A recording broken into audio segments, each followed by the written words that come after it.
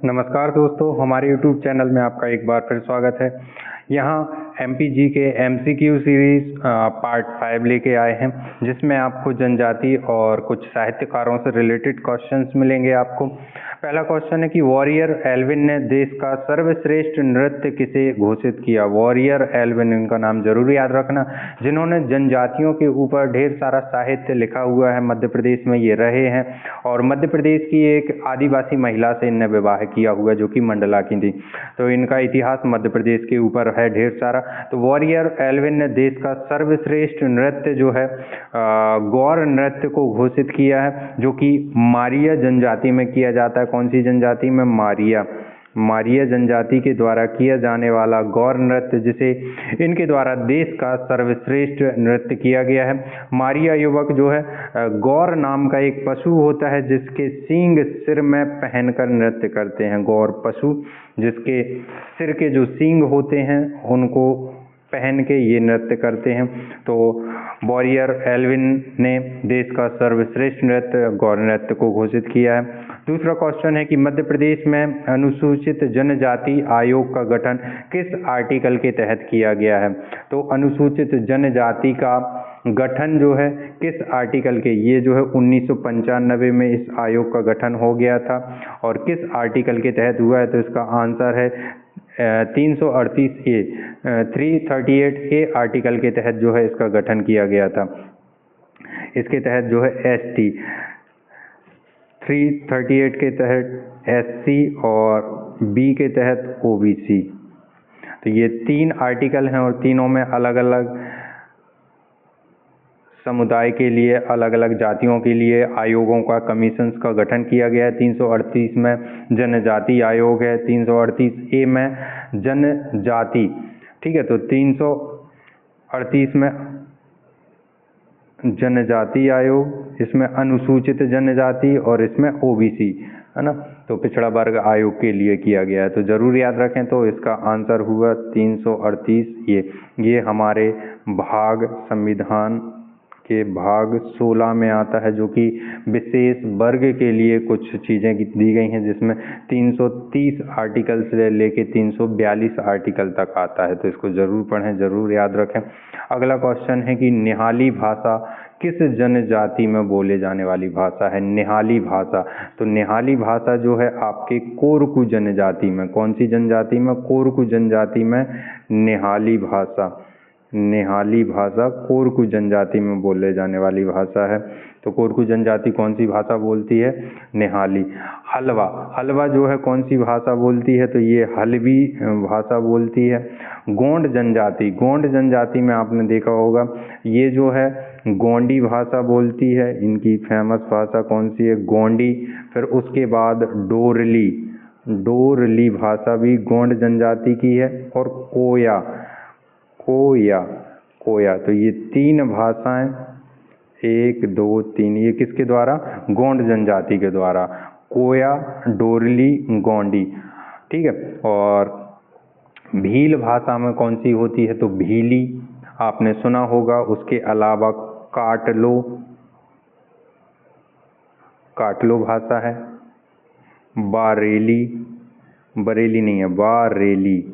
और फिर सबसे ज़्यादा प्रचलित इनकी कौन सी है? भीली, ठीक है। तो ये कुछ आदिवासी या जनजातीय भाषाएं हैं। तो यहाँ निहाली भाषा का क्वेश्चन पूछा गया था कि निहाली भाषा किस जनजाति के द्वारा बोली जाती है। तो उसका सही आंसर क्या था? C कोरकू के द्वारा निहाली, जो कि आपके बैतूल क्षेत्र में रहते हैं। हलवा आपके बालाघाट में रहते हैं। गोंड जो है मंडला, डिंडौरी और नर्मदा नदी के किनारे रहते हैं। और भील पश्चिमी मध्य प्रदेश, अलीराजपुर, झाबुआ में निवास करते हैं। अगला क्वेश्चन है कि कालिदास जी की निम्नलिखित रचनाओं में से महाकाव्य कौन सा है। तो कालिदास जी ने 7 प्रमुख रचनाएं लिखी थी, जिसका कोड बताया जाता है अक्सर रीमेकर MBA। तो रा से आप देखेंगे रघुवंश है, माँ से आपका मालविका अग्निमित्रम, का से आपका कुमार संभव, फिर रा आ जाता है तो ऋतु संहार आता है, फिर एम से आपका मेघदूत आ जाएगा, फिर वी से विक्रमोर्वशीयम आ जाएगा, और ए से अभिज्ञान शाकुंतलम। तो ऐसे करके इन्होंने 7 रचनाएं लिखी थी, तो जिसमें से 2 महाकाव्य थे, रघुवंशम और कुमार संभव। तो महाकाव्य कौन कौन से हैं इनके? एक रघुवंश, जिसमें भगवान श्री राम के वंशावली के बारे में बात की गई है, रघुवंश। और दूसरा है कुमार संभव, कुमार संभव जिसमें भगवान शिव के विवाह, भगवान शंकर जी और पार्वती जी के विवाह का वर्णन मिलता है, जिसमें कार्तिकेय के बारे में भी बताया जाता, कुमार संभव। तो इसको जरूर याद रखें, है ना। तो ये 2 इनके महाकाव्य हैं, कौन कौन से? रघुवंशम और कुमार संभव। तो यहाँ आपका आंसर कौन सा हुआ? कुमार संभव। इसमें आप देखेंगे मेघदूत, जिसमें एक राज्य में एक प्रेमी जोड़े को अलग कर दिया जाता है, जिसमें प्रेमिका राज्य में रहती है और प्रेमी को राज्य से बाहर कर दिया जाता है, देश निकाला कर दिया जाता है। तो वो प्रेमी अपने प्रेमिका के पास संदेशा पहुंचाने के लिए मेघ यानी कि बादलों का सहारा लेता है, बादलों के माध्यम से वो अपना संदेश पहुंचा जाता है। तो ये इसमें कवि की कल्पना मेघदूत में। विक्रमो बर्षियम, जिसमें उर्वशी और राजा पुरुरवा की कहानी बताई गई है विक्रमो बर्षियम में। अभिज्ञान शाकुंतलम, ये बहुत ही प्रचलित आपका नाटक है, जिसमें दुष्यंत और शकुंतला के प्रेम कहानी की बात की गई है। तो ये जो है कालिदास जी की रचनाएं हैं, जो कि बहुत ही बड़े, और इन्हें भारत का शेक्सपियर भी कहा जाता है कालिदास जी को। अगला क्वेश्चन है कि भारतीय मिल्टन के नाम से किस कवि को जाना जाता है? भारतीय मिल्टन, तो भारतीय मिल्टन कहा जाता है भवभूति जी को। भारतीय मिल्टन के नाम से, इनका भवभूति का वास्तविक नाम क्या था? श्रीकंठ। श्रीकंठ जो है इनका वास्तविक नाम था, और इन्हें भवभूति के नाम से जाना जाता है, और इनकी उपाधि क्या है? भारतीय मिल्टन। यदि इनकी रचनाओं की बात करें तो मालती माधव, रचनाओं में क्या है? मालती माधव बहुत ही फेमस है, मालती माधव। उसके अलावा आप देखेंगे उत्तर रामचरित और महावीर चरित। उत्तर रामचरित, उत्तर रामचरित्र, ठीक है। और आखिरी कौन सी? महावीर चरित्र, महावीर चरित्र। तो ये जो है इनकी 3 रचनाएं, मालती माधव, उत्तर रामचरित, महावीर चरित। तो जरूर याद रखना भवभूति जी को। अगला क्वेश्चन, कठिन काव्य के प्रेत किसे कहते? कठिन काव्य के प्रेत किसे कहा जाता है? कठिन काव्य का प्रेत कहा जाता है कवि केशव दास को। कवि केशव दास, जिन्हें जहांगीर का संरक्षण प्राप्त था।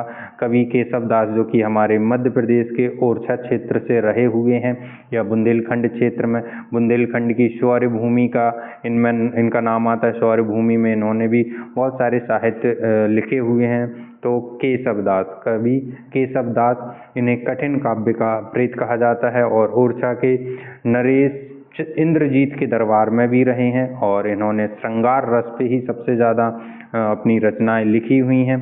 कवि, अब इसमें आप देखेंगे कवि प्रिया, इनकी प्रमुख रचनाओं में कवि प्रिया, रसिक प्रिया, ये जरूर लिख लेना, इनकी ये रचनाएं पूछी गई हैं। कवि प्रिया, रसिक प्रिया, कवि प्रिया, रसिक प्रिया हो गया। विज्ञान गीता, विज्ञान गीता, राम चंद्रिका, जहांगीर जस चंद्रिका, राम चंद्रिका, जहांगीर जस चंद्रिका, है ना, रत्न वीणा, ये जो है इनकी प्रमुख रचनाएं। तो कठिन काव्य के प्रेत कवि केशव दास को कहा जाता है। अगला क्वेश्चन है, हरिशंकर परसाई ने वसुधा तथा प्रहरी नाम की जो पत्रिकाएं थी, इनका संपादन कहाँ से किया? किसने? हरिशंकर परसाई ने। तो वसुधा और प्रहरी नाम की कविताओं का संपादन किया गया है जबलपुर जिले से। तो जबलपुर से जो है इन कविताओं का वो हुआ है, प्रसारण हुआ है। हरिशंकर परसाई की बात करें तो होशंगाबाद जिले में इनका जन्म हुआ है, जिसे वर्तमान में नर्मदापुरम कहते हैं, और नर्मदा नदी के तट की खोज इनकी एक रचना है, तट की खोज। अब नदी के किनारे इनका जन्म हुआ है, तो वैसे ही कुछ करेंगे, ये तट की खोज। टॉर्च बेचने वाला, नदी के किनारे लाइट नहीं रहती तो टॉर्च बेचने वाला, ठीक है। रानी नागफनी की कहानी, सदाचार का तावीज, सदाचार का तावीज, ये बहुत ही फेमस इनकी सदाचार का तावीज, ये प्रसिद्ध रचना है। उसके अलावा निठल्ले की डायरी, निठल्ले की डायरी वो भी इन्हीं की है, निठल्ले की डायरी।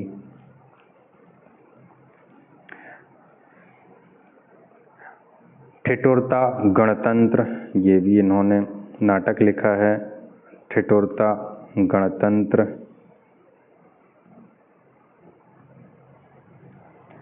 भूत के पांव पीछे, ये हम बचपन से सुनते हैं कि भूत के पांव पीछे होते हैं, तो उसी टाइटल से इन्होंने रचना लिखी है, भूत के पांव पीछे। तो हरिशंकर परसाई बहुत ही फेमस प्रसिद्ध साहित्यकार थे, जिन्होंने वसुधा और प्रहरी नाम की जो पत्रिका का प्रकाशन किया था, संपादन किया था, वो जबलपुर जिले से किया था। अगला क्वेश्चन, जीप पर सवार इल्लियाँ, जीप पर सवार इल्लियाँ नामक रचना किस साहित्यकार की है? तो इसका सही आंसर है शरद जोशी, जिन्हें 1990 में पद्मश्री मिला था, पद्मश्री, बहुत ही फेमस साहित्यकार हैं।